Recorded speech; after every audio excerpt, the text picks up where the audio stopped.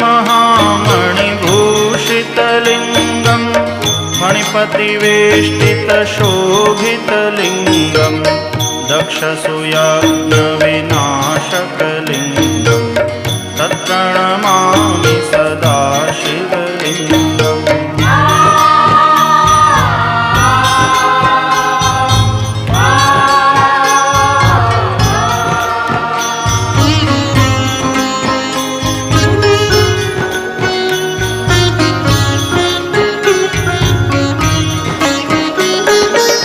कुङ्कुमचन्दनलेपितलिङ्गं पङ्कजहारसुशोभितलिङ्गं सञ्चितपापविनाशनलिङ्गं तत्प्रणमामि सदा